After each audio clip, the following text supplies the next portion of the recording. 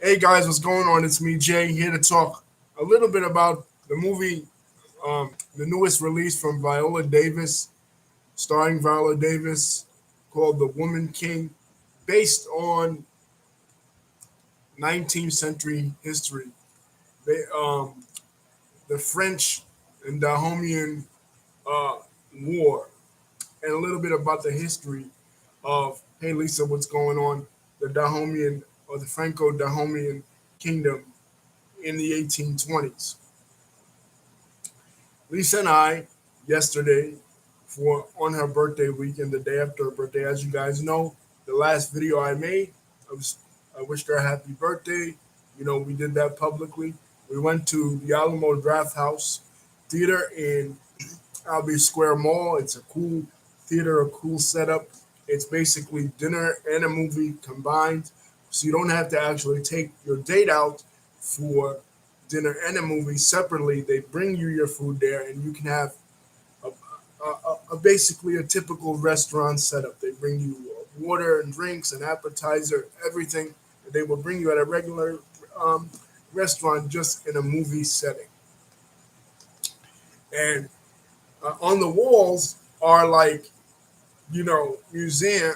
It's basically a museum in some ways, an homage to classical theater, especially classical genre flicks like horror or martial arts or science fiction. So movies that are independent and movies that take a different approach to, than your typical Hollywood fare, um, are spotlighted in this particular theater. And the people there are nice and welcoming. They have Midwestern accents and Texas accents. It really brought you to like something out of the Alamo, apropos for it. So this movie starring Viola Davis was the perfect movie to be released in this particular theater setting because it is a genre flick and it's something new and different. Obviously, it's inspired by not only actual history, actual African history, but is also inspired by 2018's The Black Panther.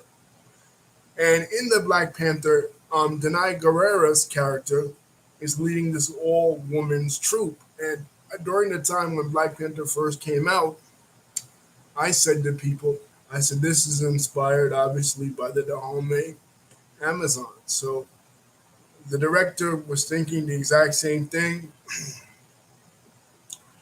Cynthia Prince Blight, who was the director of course, the 1990s classic Love and Basketball, which they showed a preview of before.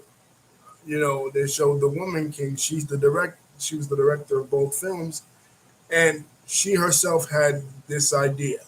You know what I mean? Since Black Panther was so good, why don't we come up with something that is an actual African history that corresponds with it, and about the Dahomey and Amazons. Now, basically, what the Dahomey and Amazons are or were was an all elite force of female mercenaries, just young females taken at the age of like 8 or 6, 7, 8, 9, 10, even 11, up to the ages like 11, 12, 13, into this elite army, kind of like we talked about before in the video in the archives about the Janissaries, how Islamic troops would take these young boys as Janissaries and train them up, or like you saw in 300 in Sparta, what they would do in Sparta with the training of the boys. They would take them at young ages and train them up in military. Well, in the Dahomey Kingdom, which is located in the modern day countries of modern day West African countries of Benin and Togo, they would do this with the women because of the conflicts that they were having with neighboring African states, particularly the Oyo Empire, which they have conflicts with in the movie. There was a deficit of male soldiers, so they decided, okay, why don't we let the women serve? And those particular women, like Nawi in the movie, that either their families don't want them or they're abandoned or they can't get married in the arranged marriage system that was common in West Africa, they would be trained in this special infantry. And I always thought it was, when I always heard about the Dahomey Kingdom, I always thought it was a genius idea because the enemy would never see it coming. Other armies, whether they be African armies or whether they be European armies like the Portuguese in this film, um, would be chauvinistic. They would underestimate the skills of the Aboji infantry. They would think, oh, well, they're just a bunch of women. Well, what the hell do they know? But come to find out, they're actually elite fighting machines. They are trained killers. Like there are scenes in this film where they show the chopping of the head off. You know, chopping, the chopping of the head, how they chop the head off. There's this one particular scene with Naui, which actually it means small butterfly in the Dahomey language, where she's disobeying the orders of Viola Davis's character, um, now Niska. And basically now Niska is telling her, listen, you got to listen to orders because if you don't, you'll be captured by the enemy, the Oyo Empire, and you'll be taken as a slave and you'll be raped. And just a clear warning, there are graphic rape scenes in the movie that if you are squeamish about this sort of stuff, you might not want to see. But she's warning her, listen, if you continue to be rebellious like you are and you continue to talk back and you don't follow orders and you turn back, because they're doing their drills in one scene for the Portuguese sailors. And when they're doing these drills, I'm thinking in my mind, I'm like, why are they showing the Europeans, the enemy, the people that are trading them as slaves, why are they showing them what their drills are? But the point is, when they're doing their drills, she turns back and she goes back for a friend. And Viola Davis lets her have it when it comes to this because, again, if she doesn't fall in line and she doesn't do what Viola Davis, who's the commander, Noniska, says, she will be captured and she will be raped. Well, Noniska herself, Viola Davis's character, was raped in the movie, and later on there is a revelation that Naui is actually the daughter of Noniska. And how do we find this out? In the beginning, Naui is shown in her village. Her family, humble beginnings. Actually, her family, she's from a family of farmers, of just ordinary farmers, and um, they've given her several chances to get married. They're showing her several suitors. So one of her friends is like, maybe this new suitor is a handsome guy. Turns out it's not a handsome guy. The guy is old as hell and he's bossy. And she doesn't put up with it. She actually fights him back. So finally, her dad is like, you know what? I can't deal with her anymore. I'm taking her to the palace, and he drops her off.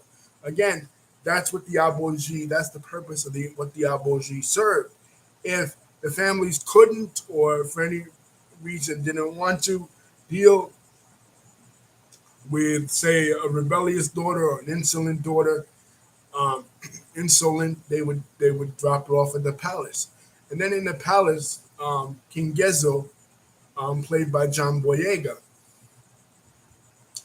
you see he has his harem, he has his bunch of other like concubines and stuff. But in their secret quarters, where the Aboji stay, no men are allowed. So basically, because of the Dahomey society being what the Dahomey society was, men kind of served a similar purpose as women would in other societies. Say, for example, ancient Greece, where women were kind of cloistered away. Women were not spoken to about political matters. In this society, in the Dahomey society, even those that weren't aboji, like for example, John Boyega's wife, his one queen, were still heavily involved in the political goings on of the day.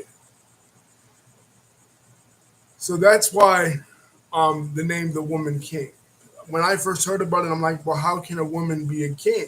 Obviously she's a queen, she'll be subordinate to men. No, in this society, it is actually based on voodoo, actual voodoo practices in the in yeah, he had a lot of wives. He said, yeah, but I'm talking about the one Shanti that was trying to be, uh, trying to basically was in a power struggle with Viola Davis's character. Um, they talk a little bit about the religion of the Dahomey people, and obviously we are in somewhat here in the United States, especially in the Caribbean, we are heavily acquainted in certain ways, but in negative ways, especially in places like Louisiana and places like Haiti. We are somewhat acquainted with the religion of Voodoo, which is the religion referenced in this movie. And the chief deity in Voodoo, the word Voodoo is a Dahomey word for the various gods and deities, like Orisha is in the Yoruba language, the language of the Dahomey's enemies, the Oyo Empire. Um, is a word for your gods, and the chief god of the Dahomey people is Maulisa, and Maulisa is half man, half woman. So in the Dahomey society, to complete the circle of Dahomey rulership, you have to have a woman monarch, a woman king, and a male monarch. And it is referenced in the movie that Gezo's predecessor, his father, I don't know, his not his father, his brother, didn't follow these rules and just tried to install basically a patriarchy because for several centuries, the Dahomey kingdom, and this is talked about, the Dahomey kingdom is under the boot and under the oppression of not only the white slave traders but also of the Yoruba people of the Oyo Empire. And that's basically, they're trying to fight a war on two fronts. They're trying to fight against the Obos or the rulers of the Oyo Empire, and they're trying to fight a war against the Portuguese and other European slave traders. And those that are captured as POWs, prisoners of war in um, in these conflicts, are then shipped off to various plantations in especially in Portugal's only colony in the Americas, the place that received more African slaves and has a larger black population anywhere outside of Africa, and that is Brazil. Because by this point in the 1820s, where this movie picks up, um, by this point, the United States has already abolished the international slave trade. Slavery is still going on in the United States, but it's an internal slave trade between the states. England has is just about close to abolishing it in the 1830s. America abolished it in 1804 under Thomas Jefferson. So it's basically just Portugal. Portugal still has it going on. Spain still has it going on, and France still has it going on. But it's basically coming to an end, and that's what they really reference here.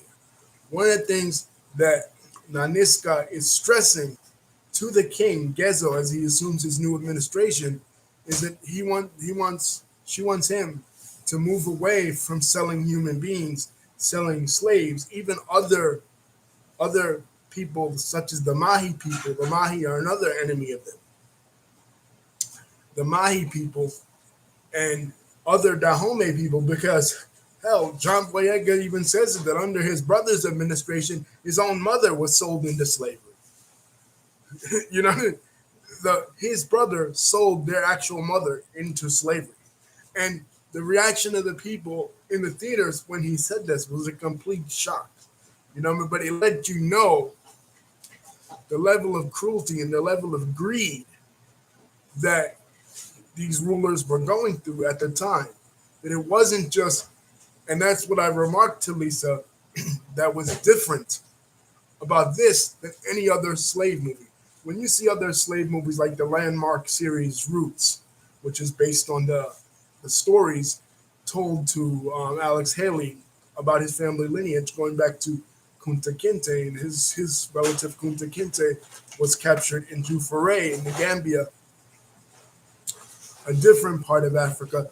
But in that book, and I read the book when I was in 11th grade, and saw the movie, the original movie with LeVar Burton as Kunta Kinte, in that, it made it seem as if the white people just appeared on the shores of Africa, they raided everyone's home, and they took people out randomly by themselves and brought them to the slave ships, whether it be Gori in Senegal, whether it be Elmina in Ghana, or whether it be other slave ports like in Benin, in Dahomey.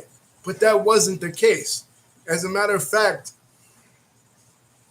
there is a scene in this movie when which John Boyega says, he says, "Watch out for your horses; they might catch the sleeping disease and die." And what is a sleeping disease? What's another name for the sleeping disease? Is malaria. And one of the reasons why Europeans and other races, Arabs and stuff, had a hard time colonizing Africa below the Sahara, Black Africa, quote unquote Black Africa, is because of malaria. Every time Europeans would try to go to colonize Africa, they would catch malaria and they would die. For more on this, read the Jared Diamond book, Guns, Germs, and Steel. Yeah, Gun, Germs, and Steel. And in hot places, malaria is and also a movie with Hilary Swank, an actress that Lisa and I love, that we watch this movie Freedom Riders, on another movie that she did that was good, about her taking a vacation to Zambia, another part of Africa, southern Africa, called Mary and Martha, where she plays this character Martha, who took her son to Rwanda, and the son, actually a white boy, died of malaria. Malaria is a huge problem in tropical regions of the world, spread by mosquitoes. You know what I mean? And this was a deterrent for from people for people from non-tropical parts of the world, like Europe and the Middle East, from going to tropical parts of the world and colonizing. And one of the genetic mutations that Africans developed against malaria was something that turned back around and created an epidemic or a problem, a health condition among people of African descent, sickle cell disease.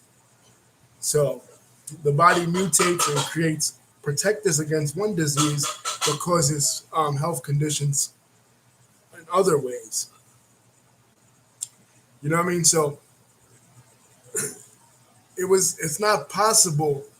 It's not possible for it wasn't possible for the narrative to be told as the narrative is often told in American history, to for Europeans to come into the African shores by themselves and take just random Africans, random black men and women out of their homes, um, and just bring them to America, to Cuba, to Central America, to Brazil, to everywhere where black people went as slaves. That just didn't happen. It adds gravitas to the story, and I understand why they don't want to bring that out, that it was Africans that sold other Africans, because it makes it look like um, black people themselves are responsible for their own condition of slavery. Still, if you're buying and selling slaves and you're, the whites, the Europeans, they were still in the wrong. So it doesn't absolve them of any of their sins. They still, once they got there, especially to the sugar plantations and the coffee plantations of, say, Brazil or Colombia, they were still harsh conditions, or Barbados, right? One of the things Bill Watts, the wrestling promoter Bill Watts, got in trouble from and fired from in 1992 was because he said he made a comment that roots is a bunch of BS and that it was African tribes that sold other African tribes. And Hank Aaron heard about this and he got him fired from the Atlanta station in TBS as the head book of WCW at that time. So people don't want to make it seem like, uh, victim blaming. Like if you were to say, for example, well, a woman got raped because she dressed sexy. You know what I mean? Still, that doesn't take away from the fact that a man shouldn't be raping her anyway. I mean, she could dress any way she wanted. That doesn't absolve him of his actions. So just because African tribes sold other Africans um, to each other doesn't doesn't necessarily mean that absolves Europeans from making the money that Europeans made from the slave trade. Because the Portuguese guy, the only one white person in the whole film, uh, he does say, he says, the reason why my kingdom is powerful is because of the slave trade. You know what I mean? And that is basically true. Portugal, before the slave trade, was a blimp on the radar screen. Was a pimple on the ass of the world, basically, before the slave trade. Portugal was nothing. Portugal wasn't even under the um, removed from the boot of Spain, and Spain itself wasn't even removed from the boot of um, the Muslim Caliphate. Spain, of course, for 800 years or whatever, was under the Muslim Caliphate, and that's when they were really exposed to black African slavery. It was the Arabs and the North Africans, the Berbers, who first started to bring African slaves into places like Spain and Portugal. That's one of the reasons why Spain and Portugal initially started the slave trade. And when I saw the turbans of these guys in the Oyo Empire, without really realizing that they were African animists or they practiced African indigenous religion, I was brought back to the group of people in Northwest Africa that exists called the Tuaregs. And the Tuaregs, they kind of wear this kind of attire. They live in like Western Sahara, the Mauritania region, even southern Morocco. And they were notorious slave traders between the slave coast of Dahomey and southern Nigeria and North Africa, the ports of North Africa, the ports of Portugal, the ports of Spain like Cadiz, and out towards the Atlantic islands in the Atlantic like the Azores. Um, that they also use slaves like Cape Verde or Cape Verde. um, Lisa says, and right there that's one of the reasons why a lot of people don't like this movie, because again they think they're um, doing something like the wrestling promoter Bill Watts was doing in Pro Wrestling Torch in the 1992 interview. They think that they're blaming the victim. They're blaming black people for their own condition of enslavement. The fact is, no, because the conditions were equally as cruel. Yes, there was slavery in Africa. Yes, there always was slavery in Africa. Hell, there was slavery in Europe for centuries. The Romans, under the Lutherfandia system, practiced slavery. There was indentured servitude of the Irish um, in places in the Caribbean, the Bayesian Redlegs, and there was an indentured servitude of Scots Irish. Of course, look up Beacon's Rebellion in the 16th in the 1600s of indentured white slaves here, even here in the United States. So there's always been slavery, but the difference is the chattel slavery in a lot of these African societies, and they don't really touch on this in the movie, but kind of they do. In a lot of the African societies, slavery, and they kind of do touch on it because one girl was a foreigner, Amenza, uh, Viola Davis's best friend in the movie, was a foreigner, and she's actually a Yoruba. She's actually from the chief rival tribe of the Dahomey people, and she's a foreigner, and she was a slave at first, and she rose to the ranks, and there is an exchange with um, the girls in the Abouge are picking on this one Mahi girl,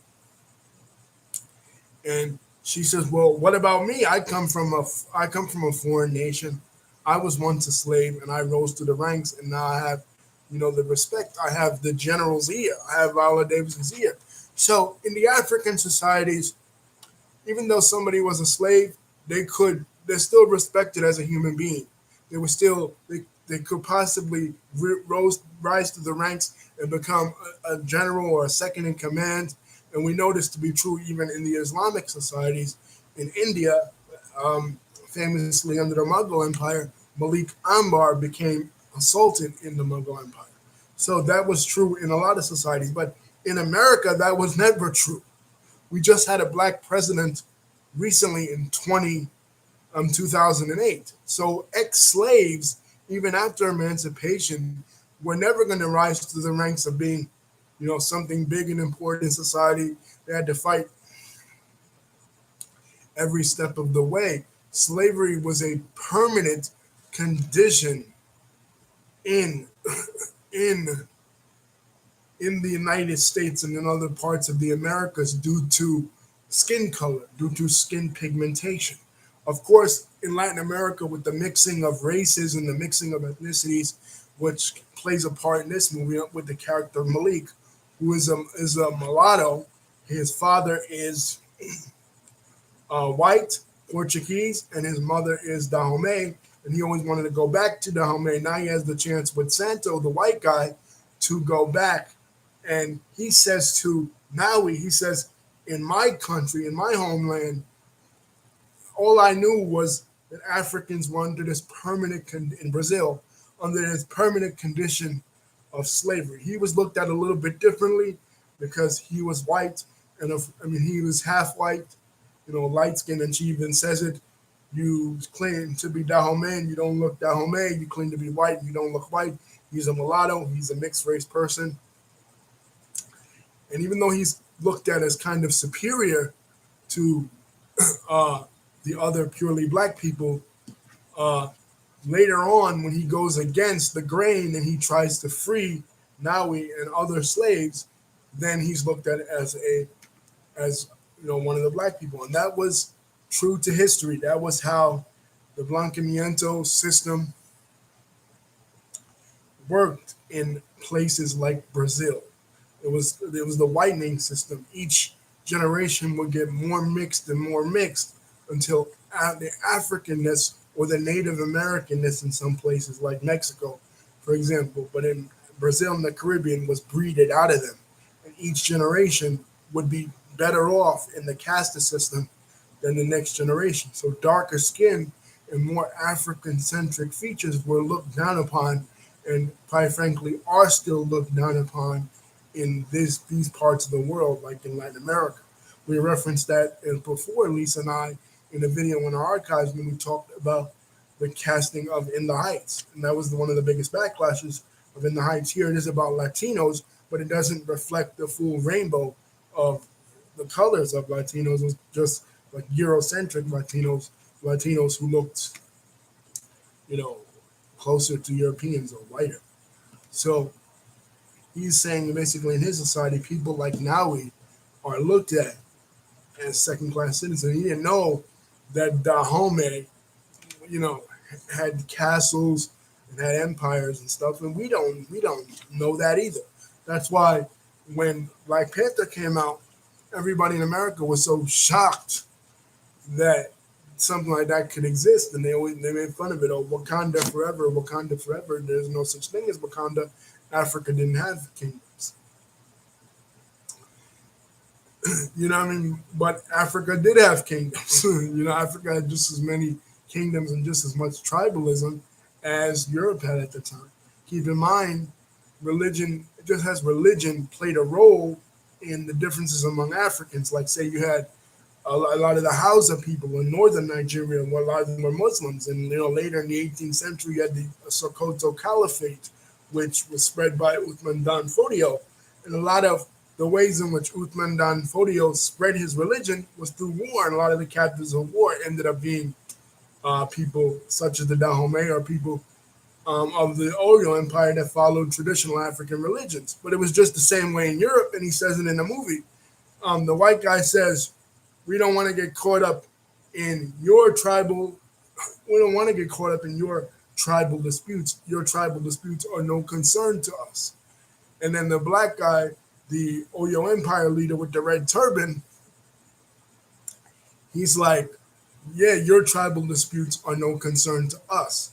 So basically, you have animists, versus, say, animists versus Muslims, or two different groups of animists, like the Oyos and the Dahomes. But the same thing you had going on in among the white people, because you had we see it here, like the differences among the hats, the Portuguese people, the British people, the French people, the Spaniards, different, the War of Spanish Successions. We talked about it in a lot of other videos, especially videos on Cuba and videos in the Caribbean, and the April 9th video in the archives. So just as you had tribalism in Europe, you had tribalism in Africa, then you had tribalism here in the Americas. One of the ways that Cortez was able to take over the Aztecs was capitalizing on tribal differences with the Aztecs and other indigenous people in Mexico. Lisa says, I like the hairstyles in the movie. They were all African, different styles, different braided hairstyles. Yeah, that's one thing I love about it too.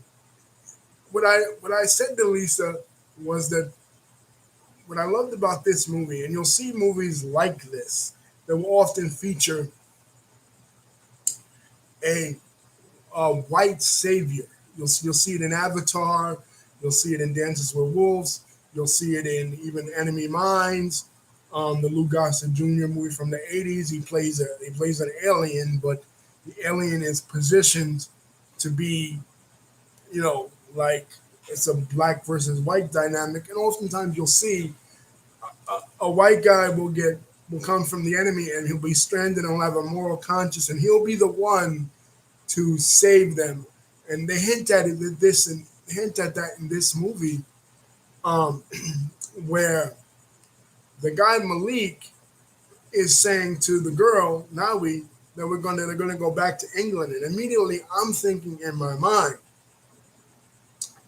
oh shit, this is gonna be like Pocahontas 2. He takes her back to Europe, and she starts to see the betterment of European ways. She converts to Christianity, and that's it. But that's not what happens. He's not the white savior or the half white savior. He At the end they have an affair. Yes, she breaks her Abuja vow, because the Abuja are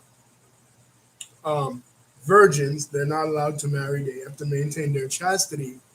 But when he sees her going off the boat, he does kill the white guy. Eventually, it's funny. He breaks the white guy's chain, and a bunch of the male Dahomey men, start, beating him up. So, and they basically kill him.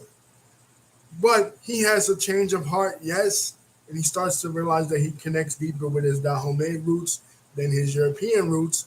But they don't end up together. He never takes her to London. It's not something that praises European society. And I think that is some of the backlash against this movie, because unlike other movies unlike other movies like this,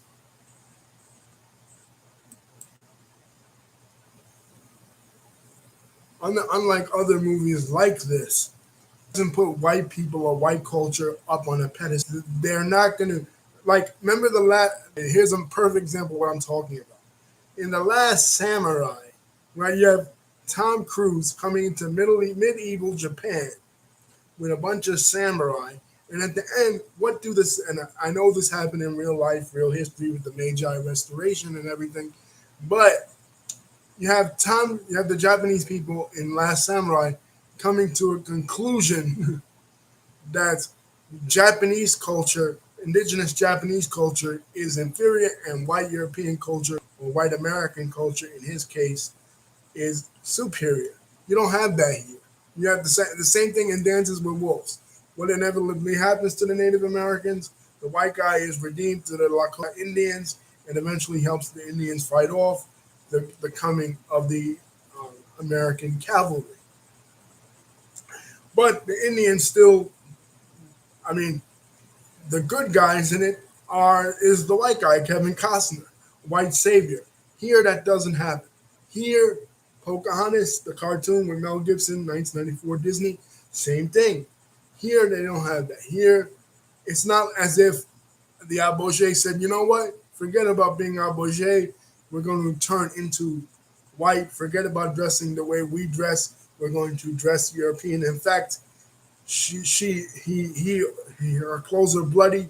He offers her European dress, what Portuguese women and English women and Spanish women at the time were wearing, and she rejects it. She says, "How can I run in this?" And it just goes to show you the differences among how European society at the time perceived women and how Dahomey society perceived women. There was no such thing as women cavalry or women troops in European society at this time. You know, this was the Victorian age. Even though Queen Victoria was a woman leading a country in Europe at the time, the largest country arguably in the world, even then, even in the 1820s, still the Queen of England is not out there fighting, on the front lines with the British Navy. The Portuguese queen or whatever is not out there fighting with the Portuguese army. There was no women to be found. This is why a lot of the Portuguese men, the sailors, raped a lot of the Dahomey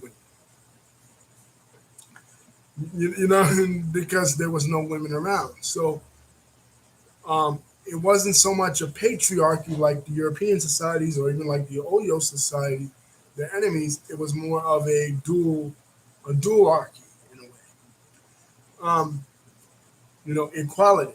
Lisa says the training for the movie was 4 hours a day, 5 days a week, weight training, sprinting, martial arts, weaponry, spears, swords. Viola Davis.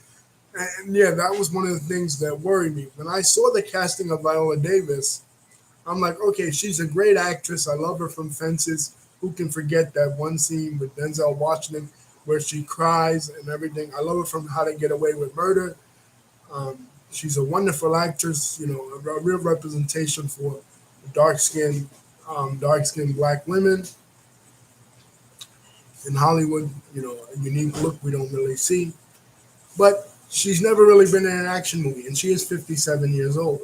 And the training was really rigorous. I mean, these shots that they did in the war scenes, I mean, these shots were brutal. I mean, this movie was on the level with Braveheart. This movie kind of reminded me of, like, a black Braveheart. In the same way that Braveheart, the war scenes in Braveheart were magnificent. The sceneries in Braveheart were magnificent. The sceneries of Scotland, same thing here. This was shot on location. It wasn't no CGI bullshit. A lot of times, because of George Lucas and because of the success of the Star Wars prequels, you'll see a lot of these movies, like even Black Panther, they'll use CGI, they'll use computer animation, even Jurassic Park way back in '93. They will use computer animation.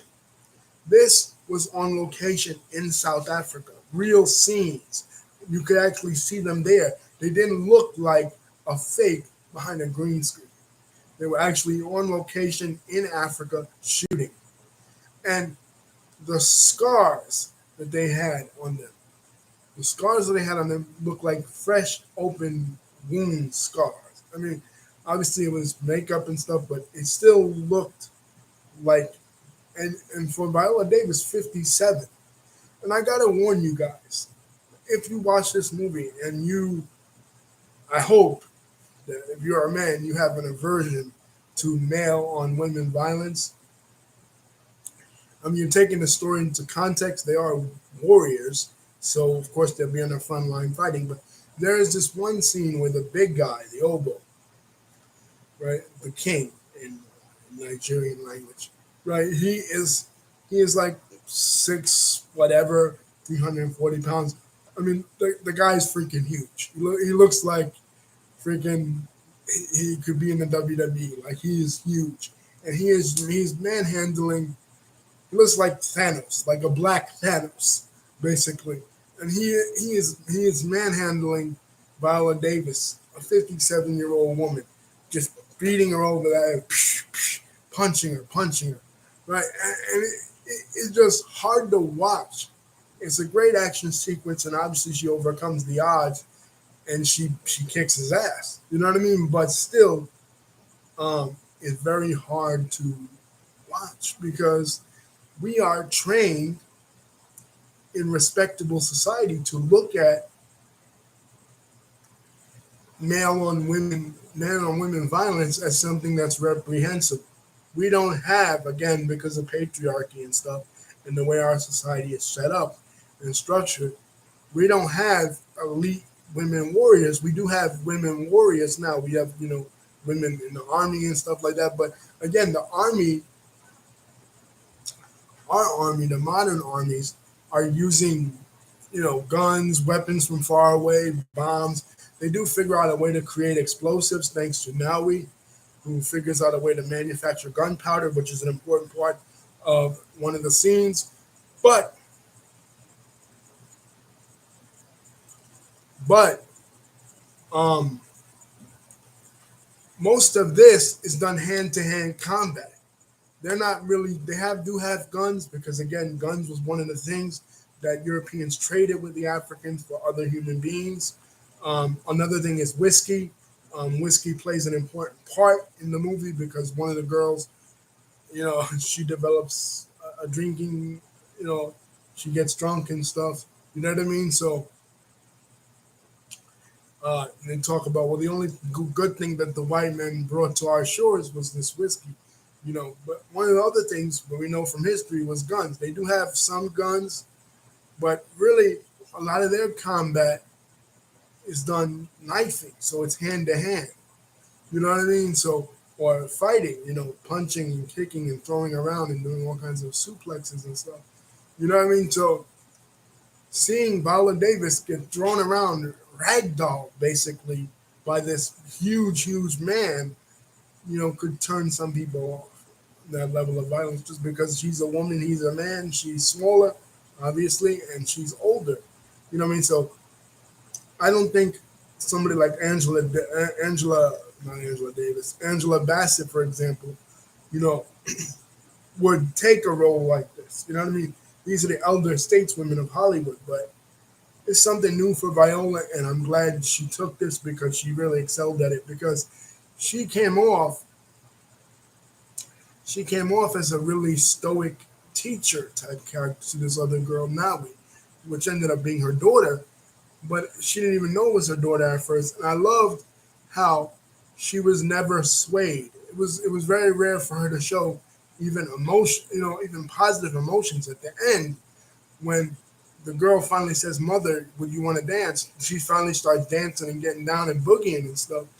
But she's really stoic. She's like a Yoda character in Obi-Wan, type character. Uh, Lisa says Gina Prince Blywood. Yeah, Gina Prince Blywood, not Cynthia.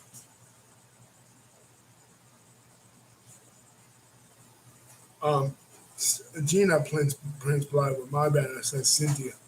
Um, she directed the movie, and she says she got the fight, including the fight scenes. She got inspiration from Braveheart and other fighting movies. Yeah.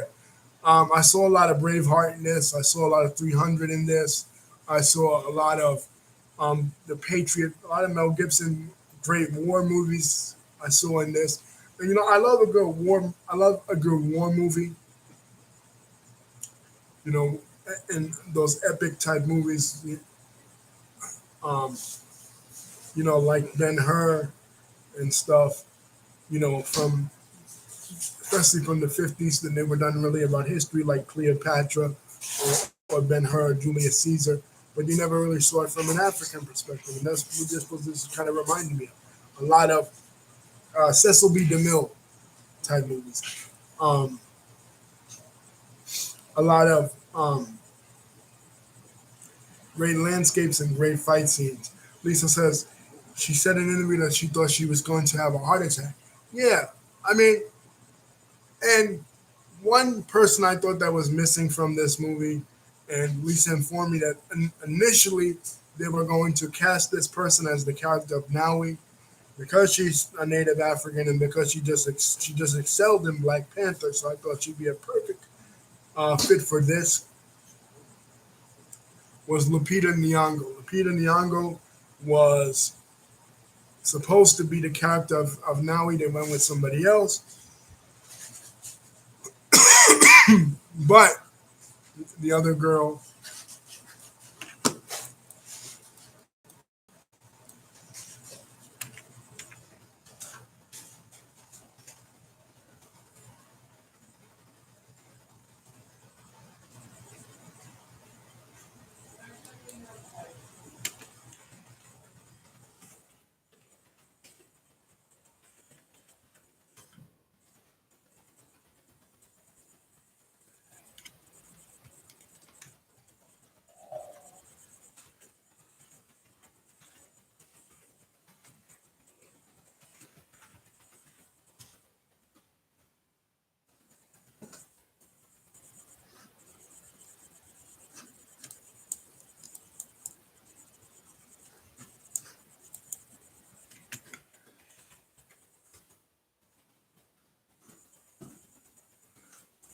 Okay, I'm looking for her name, guys. Hold on, I'll find it.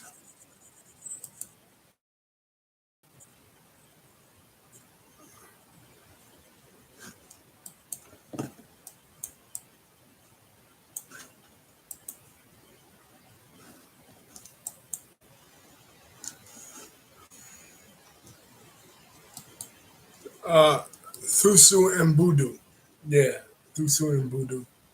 Um, Thank you, Lisa. Thusu and Budu, and she's a South African young lady. Um, she is brilliant in this. You know what I mean? The one line, especially when there's a scene when uh,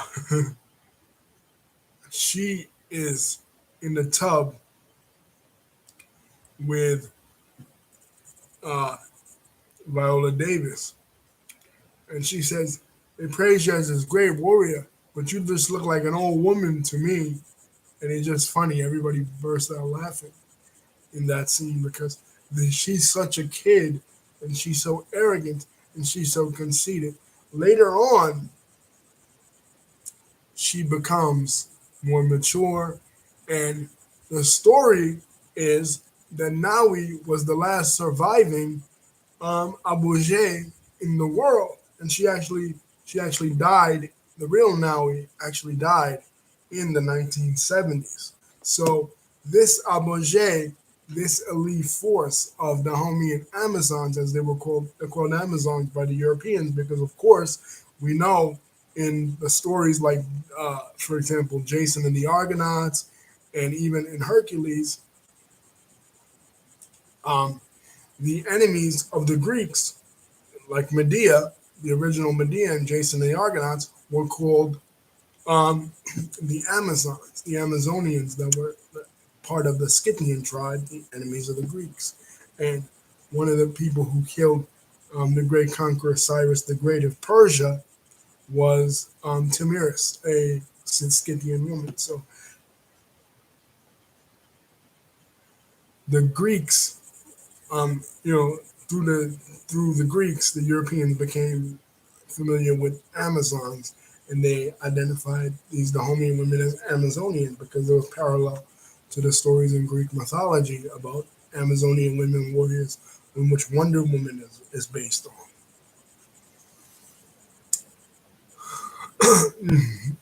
So basically, Wonder Woman and the comic book Wonder Woman is a Caucasian or whitewashing of these Dahomean Amazons who were the real deal. Yeah, how about that?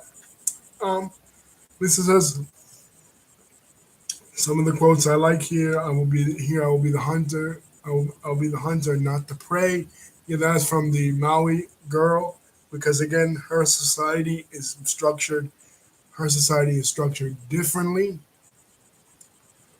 uh, than uh, the Dahomean society. The Dahomean society, the Abojé is really the only society, black or white, that is anything like this in the real world. Of course, you know, the Amazons, but most of the Amazonian women, the Scythians, they don't exist in history. So the only society anymore, the only society that is like this in the real world is the Abojé. So in a way, this Maui girl was happy to be part of the Abojé because she could become respected, she could become admired, she could become something great. Whereas in her society, she would not uh, become great. And John Boyega's character as Gezo saying, "Let's become an empire that, not an empire that sells its people, but an empire that loves its people." Yeah, they committed to not participating in the slave trade, which is a point of contention with in the movie. They committed to not selling slaves anymore and switching um, the trade to a less lucrative trade in palm oil. And that is a point of contention with people that want to be sticklers for history, that are coming against the movie and saying, well, in real life, the Dahomey kingdom did, the kingdom of Dahomey did not switch to selling palm oil and continued even under King Gezo, who was John Boyega's character, continued to sell his people into slavery. That's true. But again, you want to pick it apart and say, well, every little piece is not true. Again, it's a movie, it's a story, it is about a particular time frame and a particular period in the Dahomey history. The Dahomey kingdom did, for a brief period of time, that is true, switch to selling human beings to selling palm oil, but it proved not to be so lucrative, so they did switch back. You know, but you're being unfair and you're being kind of racist, I feel like, because you don't sit there with a fine tooth comb and pick apart every little piece of Braveheart that isn't true. I mean, William Wallace's wife in Braveheart is a completely made up fictional character and didn't exist. People don't take apart a fine tooth comb and pick apart every other piece of 300 that isn't true. The Battle of Thermopylae was lost by Leonidas and the Spartans, and in the movie 300, in the comic book 300, they make it seem like the Battle of Thermopylae was won by the Spartans, and that isn't true. You don't sit there in a movie about Queen Elizabeth the First, for example, about her defeat of the Spanish Armada in 1588, and pick apart every little thing like that with a fine tooth comb. You presented a movie based on actual African history that's not just a slave movie like 12 Years a Slave or Django Unchained, and you pick apart it every fine tooth comb when you say, well, this part isn't true, this part isn't true. The Abogé participated in the further propagation of the slave trade. Yes, we know we don't need to be told about the entirety of history about the whole Lamborghini. Were they good people? Mm, some of them were, some of them weren't. You know what I mean? Saying, oh, it's a complete myth that never really happened. You know, they were some of the worst slave traders out there. We know that already. The movie is acknowledging that. Nobody is sitting there saying that Naniska ended the slave trade. Obviously, the slave trade was a concerted effort, and when the ironic twist did not even actually end until Dahomey was formally colonized by the French in the latter half of the 1800s. We know that to be true, but the movie is not a doc. This is not. This is a movie. This is for you gotta have some entertainment in it as well. It's not a documentary on the entire history of the countries of Benin and Togo, and everything, every little piece of thing is a timepiece, is a period in Dahomey history that covers the life of Nauniska and the life of Naui and the culture of the Dahomey culture of King Gizzo at this time. Like I said, Braveheart, a movie that's compared to because the director took inspiration from it. Braveheart doesn't cover the entirety of the relations between Scotland and England. Obviously, Scotland lost the war, but if you watch Braveheart, you watch the end of Braveheart, you would think that Scotland won the war and that there was no such person as Robert the Bruce and there was no such person as James the First who united the kingdoms of Scotland and Ireland. And you would wonder to yourself, well, why is Scotland a part of the United Kingdom today? Because I thought I thought William Wallace won the freaking war, right? They can take our pride, but they can never take our freedom, blue face paint and everything. You know what I mean? But no, that was a piece of Scottish history. That wasn't the entirety of Scottish history or the entirety of Scottish English relations. That was just a small time frame from the latter half of the 12th century, um, the siege of Bannockburn, to whatever part of it, Scottish history, you know, that the movie covers. Same thing with freaking this. It's not the entirety of West African history. It's a small piece, a small slither of um,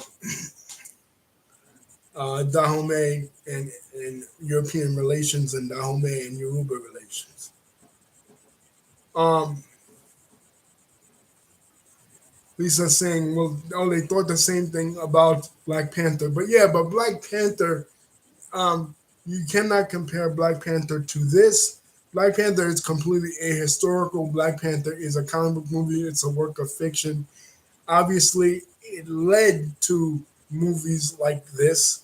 You know, thinking, okay, well, we want to see something from black filmmakers other than a Tyler Perry movie, other than a gangster movie, or other than a comedy like um, later in the night, Lisa and I watch White Chicks.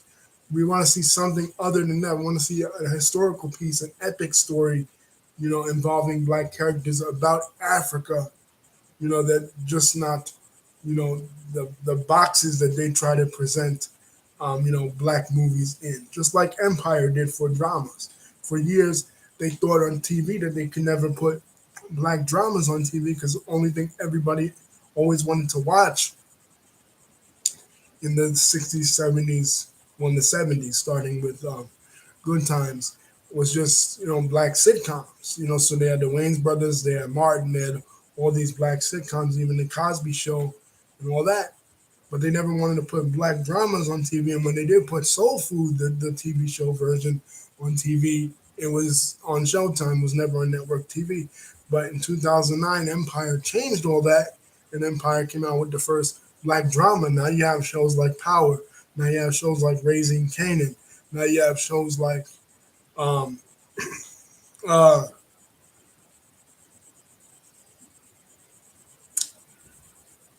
you know what they're about to come out with, what Nas is about to produce on the Dream Team. I mean that's not the Dream Team, excuse me, the Supreme Team. You know what I mean? Different black dramas that you have that you never had black dramas on TV before. You know, it, networks thought you couldn't do it, and they thought the same thing with historical pieces. And if it was historical pieces, historical epic movies on black people was always a white savior character in it, or it was always um,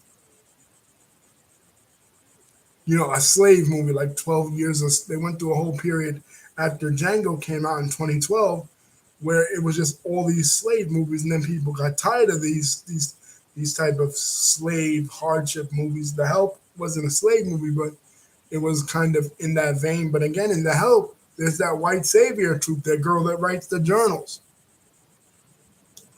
You know what I mean? So this Black Panther, one thing it did open the door to was that it showed that you can have a historical epic on the level of a 500, you know, a Braveheart, on the level of a Braveheart or 300. You know what I mean?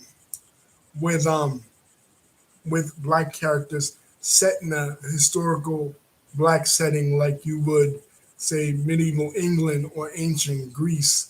In the case of white movies, it doesn't have to be slavery; it could be pre-slavery. I would love to see the next one, but they probably won't do this. Is on the Haitian Revolution, because most of the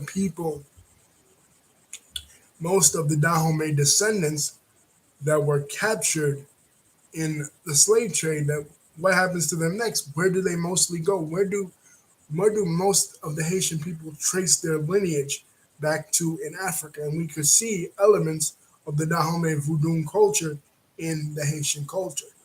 There is so much connection between Benin and Togo, the modern day countries in which comprise the Dahomey Empire, and the country of Haiti. You know what I mean? Most of the Dahomey captives that went across the Atlantic Ocean during the transatlantic slave trade went um, to Haiti. You know what I mean? So the next historical epic movie, which they probably won't do because the antagonists are going to be completely white French, will be on the Haitian Revolution of 1790s to 1804. I would love to see that. And of course, there you'll have like Toussaint Louverture, uh, you know Jean Jacques Dessalines, characters like that. Danny Glover actually wanted to make a movie. Danny Glover of Lethal Weapon fame wanted to make a movie like that. And one of the things the Hollywood producer said to him, and I'm sure this was said too, when this movie came out, you know, was, well, who's going to be the white hero? Where's the white hero? That's what they always want to know, because white people won't watch it if it's not a white hero. Obviously, white fragility. I mean, you see this with freaking Ariel. Even though Ariel, Haley Bailey, is the only black character in the whole movie, her and Sebastian. David Diggs plays Sebastian, the guy that plays George Washington in Hamilton. You'll see the white fragility right now, and that's just 30 seconds, a 30-second trailer. And they're already falling apart, like porcelain dolls, about the lack of white people. Yet the entire movie is all white people except for Ariel. So they said that to Danny.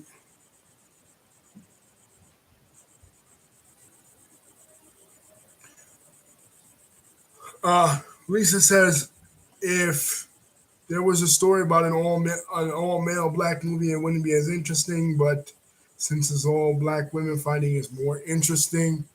Um, I don't know, Lisa. I would think that it would be just as interesting if it were an all male black movie. But because um, there is a strong element, because um, of that linkage to Africa, even though they don't really know it, because of course um,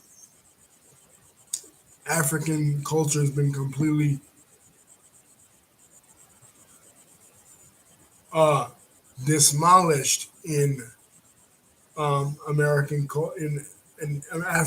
the African American context for various historical reasons. One of them being that the slave trade ended so early, so black people in America were more Americanized, you know, at an earlier, at a more accelerating rate, and there were less African influences than, say, in the Caribbean and even in South America, where there are a lot of African influences. They still have elements of African food. They still have elements. You see it in Spanish music all the time, the African drums and everything. You don't really see that in American black popular music because black people that came to but would become the United States were more Americanized.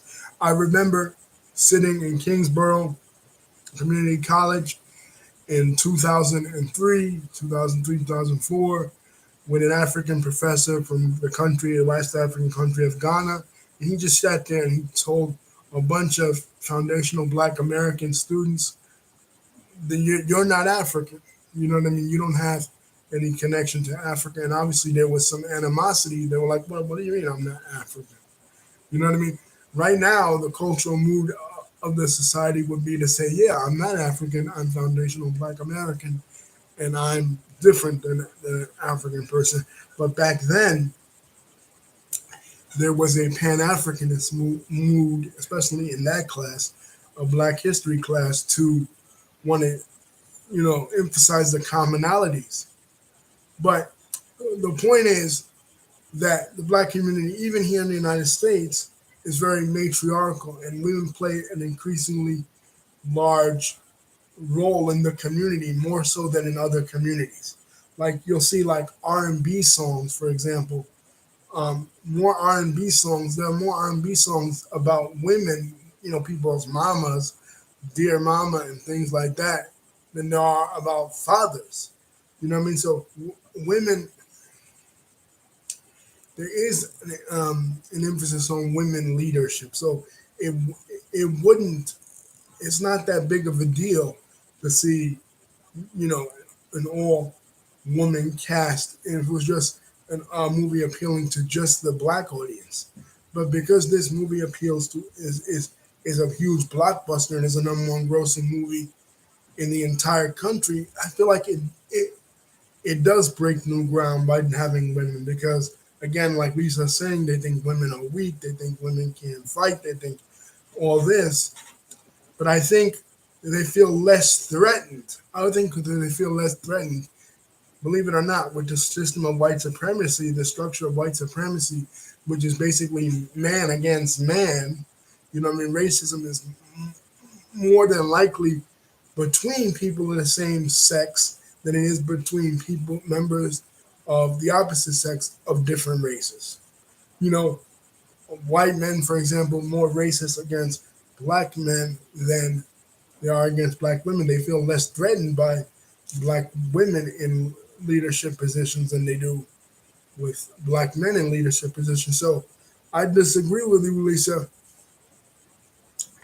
in saying, for example, that um, it would be less impactful if it was an all black male cast. Because if it was an all black male cast, let's just say that a lot of these um, right wing snowflakes, like these Ben Shapiro guys, they would shit their pants if they would see, these big black dudes, in these military positions just tearing it up against a bunch of white boys.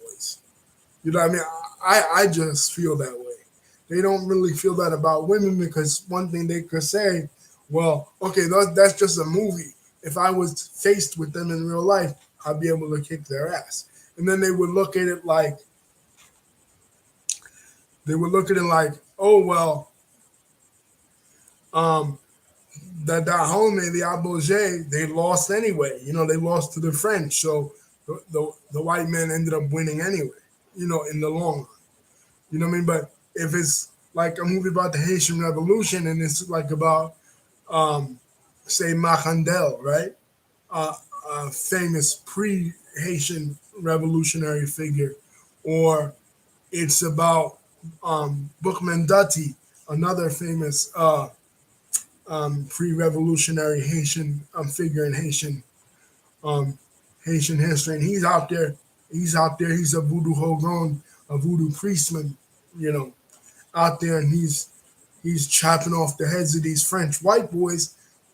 That would make a lot of these white boys, in the racial climate that we're in right now, really shook more than in what if you were to say cover, a story like this, like the Dahomey women, or say Queen Nanny's revolt in, in Jamaica in during the colonial period of Jamaica. You know what I mean? So covering these black revolts by men, I think would make the society more shook. It's good for women, as far as women and girls, to be empowered. And one of the things me and Lisa were talking about that I think um, they miss.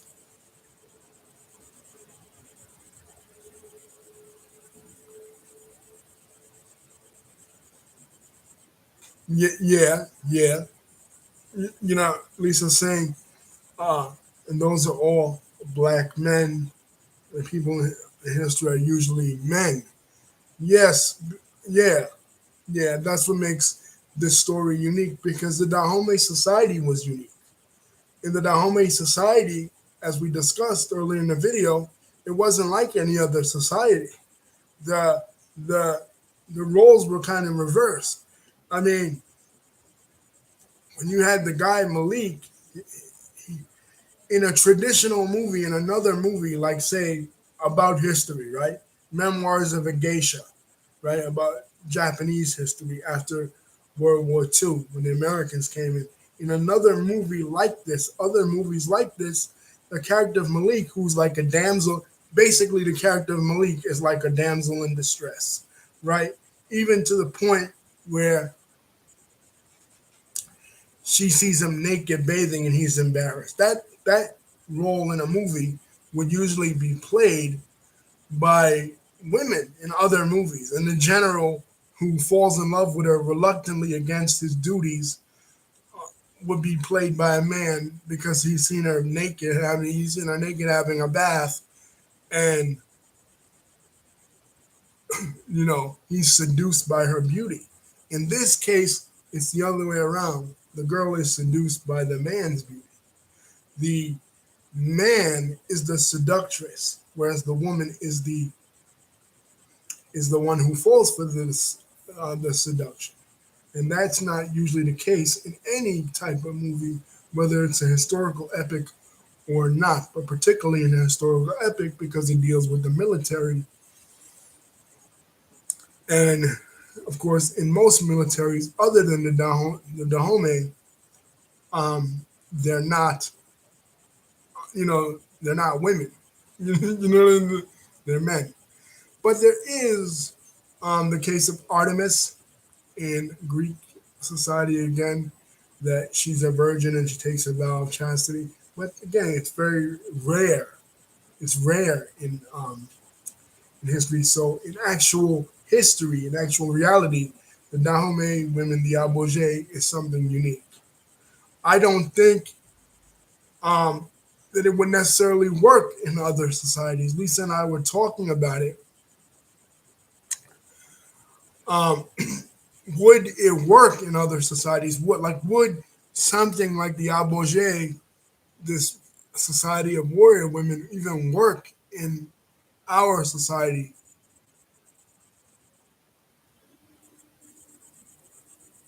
No, I don't think it would.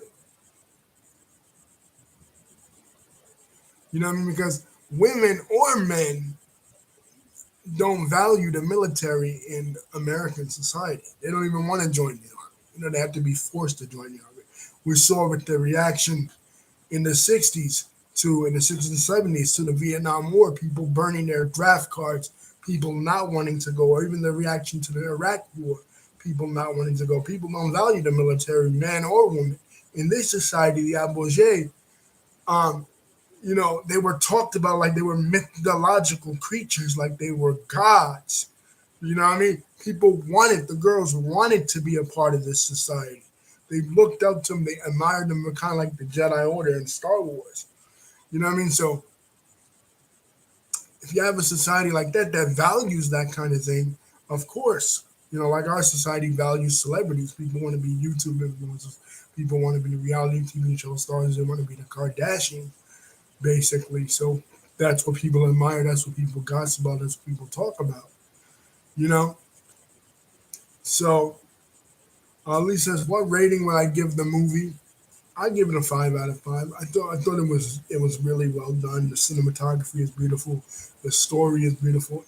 One of the things I think they missed the boat on, my only complaint about it, and Lisa and I were talking about this, was they missed the boat on merchandising. This kind of movie could have been. There's no dolls of it. There's no posters of it. This kind of movie could have been a juggernaut with merchandising because they had so many different warriors, and every different warrior, a Menza, right? Naoi's friend, Igoji. Um, uh, every girl in it had their own different personality, and every girl could have been their own different personality. Like we look up to in T'Challa, there's only T'Challa. You know what I mean? Black Panther, there's only really T'Challa. You know what I mean? That that was really the only main character. That's gonna be one of the things that in Wakanda Forever that they're gonna have to move away. It's not in every movie theater either. Again, because it's an all woman cast, it's an all black cast, it's a movie about African history. People don't like movies about history in general. So, uh, a part of African history, it's hard to hold people's attention in a movie about history. It's hard to hold people's attention about history, even in not in a movie. Like, believe me, tutoring and stuff in history, I can tell you from personal experience, being able to hold the kids' attention is hard. And that's when we're talking about Egyptian history, or we're talking about American history, or we're talking about the history of, say, the Civil War, or the history of, say, something that's very well known and something that is generally, you know, not something as obscure as the kingdom of Dahomey that people don't know anything about. Ultimately, this will be compared to Black Panther, but I feel like I told Lisa, the comparison of this to Black Panther is like comparing Blood In, Blood Out to American Me.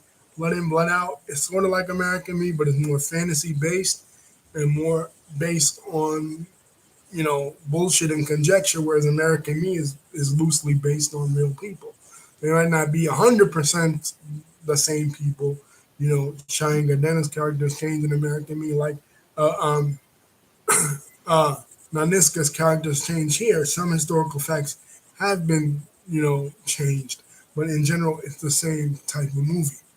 But this, I think, could get an Oscar. Remember, The Wrestler wasn't released in every movie theater when we went to see it, Lisa, in 2008.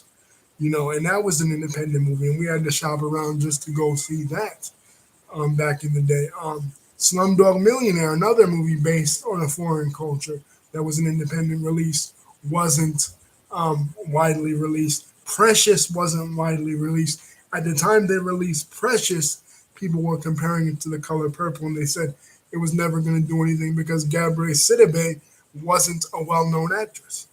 And it just had Monique, who was taking a chance, moving out of the Parkers and moving out of comedy to do something in a serious role, just like Viola Davis is moving out of the dramatic roles to do something in action. So just because it's not widely released, it could generate a buzz through the internet.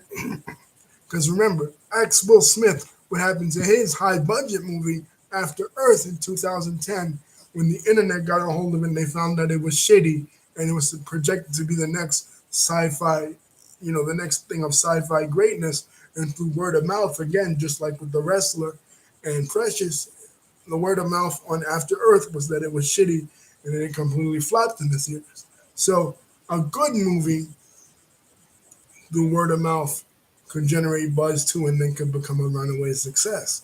Just like a bad movie could generate word of mouth that it sucks and it's completely hyped up. Like I think the new Avatar, which we saw Lisa and I saw the trailer of, in this The Way of Water. I don't like the tagline to The Way of Water in that, and I'm bringing it in this video because again, I think that Avatar will be a high budget movie put out by Disney and 21st Century Fox and will inevitably flop. you know, because they waited too long. They didn't strike when the iron was hot. The movie came out over 10 years ago, Avatar, and people have forgotten about it. So much so that we saw an advertisement, Lisa and I did, when we went back to our apartment, um, you know, for its re-release, the re-release of the original this Friday. There's so much. I don't think the Hollywood studio doesn't even know what to do with it. They're dipping their toe back into the water um, with this because the time has passed for Avatar. So my point is that a small budget movie like this could become a major hit at the box office, and um, even though it's not wide release, people will if people hear that it's good, they'll seek it out and want to go watch it elsewhere. Word of mouth still does a lot. Do I think the movie? Yes, the movie is worth going to see in theaters. I mean, obviously, we have a great home system with great sound. I don't. They were supposed to release. You can watch it at home, but they were supposed to release this movie in 2020 during COVID, and obviously, every movie during COVID was um, released on streaming, and some movies like Coming to America, suffered because of it, because of that. You know what I mean? But I'm glad they didn't. I'm glad they held it off until after the pandemic because a movie like this with such great action scenes and such great scenery is something that you have to experience, something you have to see on the big screen. That's what I regret about the original Avatar.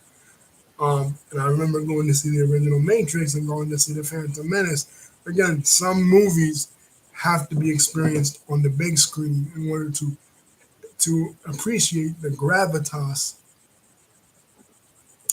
of them. So this is definitely one. I give this a 5 out of 5. I enjoyed it. Great work by Viola Davis, and she is a one of a kind actress.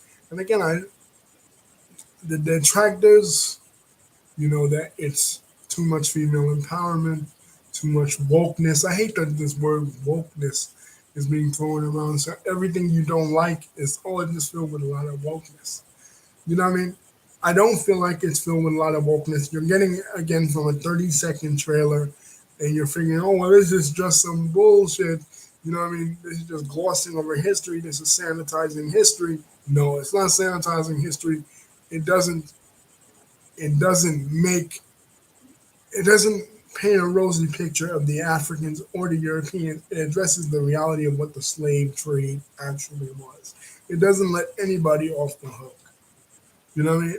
And that's rare for a history movie like this. The action scenes are great, and it's finally good to see a historical movie from the other perspective. We're so used to seeing our historical narratives, and that's part of the 1619 project that I do like.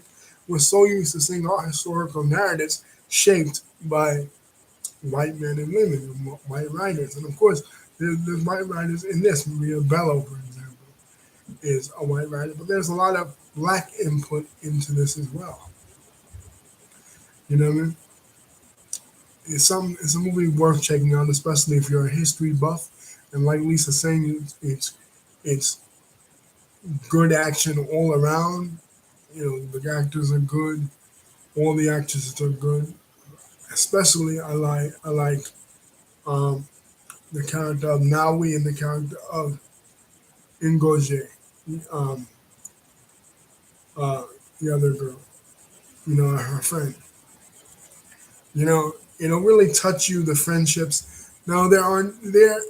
This is unique. This movie, and before I go, I want to touch on this. This is unique.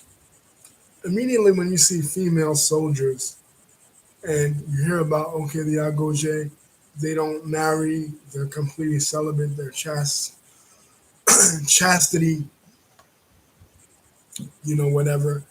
You're immediately pointed, and there are other movies like this. They say, oh well, they're Yentl is like this, for example. She defies gender normative behaviors. Mulan is another example. So when you hear about a movie like this, you immediately think, okay, there's homoerotic overtones. They're dressing as men, but they're actually not dressing as men, quote unquote, because their role in their society is uniquely structured, where the agogé is a female role. But you think to yourself, okay, there's going to be some homoerotic lesbian overtone. But no, there was a scene where I thought Maui's friend was braiding her hair, and I'm like, okay, she's going to come out and she's going to be reveal herself as gay because she was acting sort of like she was a stud, basically. You know what I mean? An aggressive, uh, lesbian woman. And I thought, okay, she's going to come on to it and she's going because they were talking about love, right? She was telling about the guy Malik, and I thought, okay, she's going to come out as gay to her, and she's going to reveal that she's gay to her. That doesn't happen. There's no real love story, gay or straight. In this movie, she has one interaction with the guy, but I wouldn't say that she falls in love with the guy. In fact, she leaves him and she goes on with her duties. Something that I wish the Little Mermaid would express. That one of the things I didn't like about the Little Mermaid. We talked about in the Little Mermaid video in the archive. So, but I thought that was going to happen with her and her friend, but it doesn't. It's just a friendship. It's just a unique friendship. I like that it touched on ancestral African religions, stuff that I've studied in the past. She she has libation. They have libation for all the girls that died. They pour water out for them. Uh, there is a reference to Ifa, which is the palm readings, you know, that they do, particularly with the girl that's Yoruba. Immediately, Viola Davis character doesn't like, she's not religious at all. She thinks it's all hokey stuff. But uh, her friend, as Ialawa, a Yoruba priestess, uh, comes in with the father palm reading and interprets her dream that she'll meet this white elephant. And who's the white elephant is herself. The conflict is herself coming to terms with her past and what she did, abandoning her daughter and almost killing her daughter, trying to, escape from her obligations. You know what I mean? I think this is different than Mulan because, again, the society is the movies like Mulan and Yentl where they had to dress as men in order to fulfill a typically masculine role in their society. Here, they didn't have to dress as men because in their society, that role was specifically for women. So it was like a reverse society. And the fact that it was an actual society in real history and not like the Amazonians of Greek mythology was cool. You got to learn about how society would be if society was more matriarchal than, as opposed to patriarchal, like our society was. Some Native American societies, besides the Dahomey, some Native American societies were patriarchal too. You know what I mean? So that was cool. And like I said, the explorations into African religions, particularly Ifa, which we've talked about on Black is King, some of the Black is King, the Disney interpretation of the Beyonce video. We talked about indigenous African religions, especially those that survived the transatlantic slave trade, like Candomblé or Orisha signs before in this channel. So it was cool to see that referenced. It was cool to see Elegua or Legba, one of the Orishas, the Orisha of playfulness, trickery referenced. When they died, they put him over the head. He's usually symbolized in Catholic iconography as a baby. So that here, every time they died, they put that over their head. Because in Black Panther, when they did it, um, when the part when T'Challa died and he went to the spirit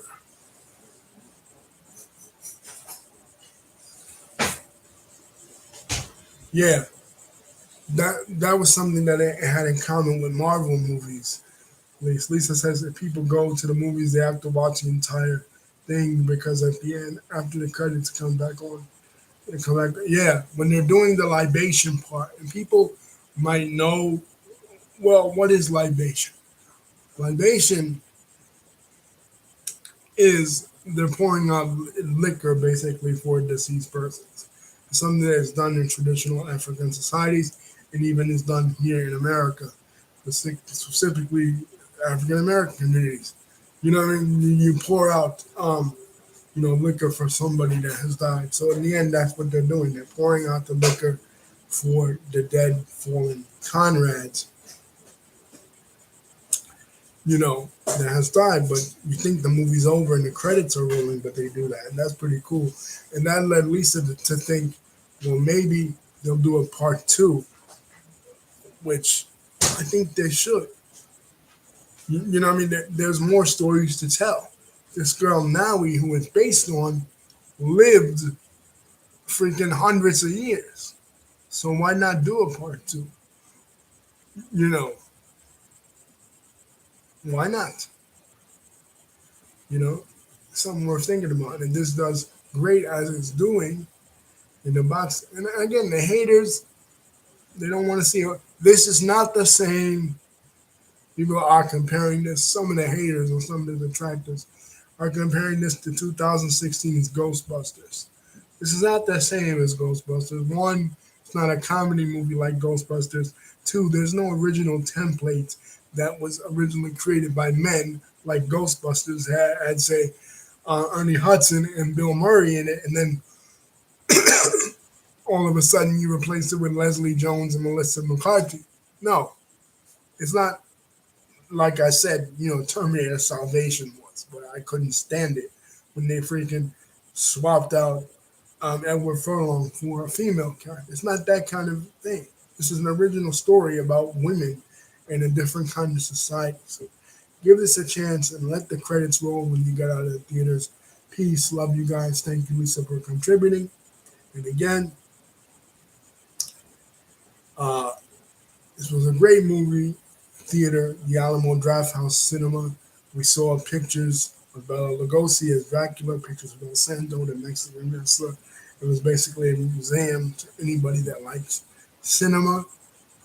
And the only detraction I have from it was I feel like the lighting could be better. So if you live in New York City, you live in Brooklyn in particular, visit this theater. It is a unique experience for me. And as far as the movie, the only problem I really have with it, the only detraction I really had from it, is they could do better with the merchandising. If they had a merchandising wizard like, say, George Lucas or Marvel and Disney behind it, maybe they would have did better with the merchandising of it. Because I feel like every every warrior in the Aboshe could have a unique personality with a unique action figure. And I feel like the poster wasn't as good. The picture that I have represented in the thumbnail is a better poster than what the orange poster was. I think the orange kind of symbolizes sunlight, or maybe it was something sacred, in Dahomey society. And before I go, I want to make another comment about John Boyega's role. This showed that John Boyega could be a strong lead as a leader. When we saw The Force Awakens, and I have a video on Facebook about it, I think I'll upload it to YouTube. When The Force Awakens trailer first came out, everybody was bugging about it like they are now about the new Little Mermaid, white genocide, all the racists and shit. And people were like, so what? There's a black lead in it. He turns out that he's just a defector, he's a stormtrooper, and throughout it, throughout The Force Awakens and the sequel trilogy, he does nothing. And he's a complete background character. He's going on these side quests with Kelly Marie Tran's character. He's made them look like a complete buffoon, basically the Jar Jar Binks of the sequel trilogy. And he's not showing his true range. But in this, as King Gezo, he is showing his true range, and he's showing what he is capable of. I know people saw Attack the Block. I didn't see it. It was a UK it was a UK based movie. The first time I heard of John Boyega was from Star Wars. But in this, as King Gazo, he's showing that he could be a true leader. He had the range to be the lead Jedi. You didn't need Daisy Ridley to step in. If anything, she's the weaker of the two between him and Daisy Ridley. He could have been as Finn, the main character, the main protagonist, to go against Kylo Ren. He could have been the new Luke Skywalker. He had the command for it. He showed it in the Woman King, yeah, as the king. He showed his, he showed the kind of king he is. You know, the kind of actor that he is, the great actor that he is. Excuse me, he wasn't given that chance in Star Wars, but I'm glad he was given that chance here. Finally, to see him in a role where he actually mattered. Uh, I'm losing my voice here. I'm going on and on about this, but anyway, go see this movie. Go see Woman is King. Love you guys. Thank you, Lisa, for contributing. Peace.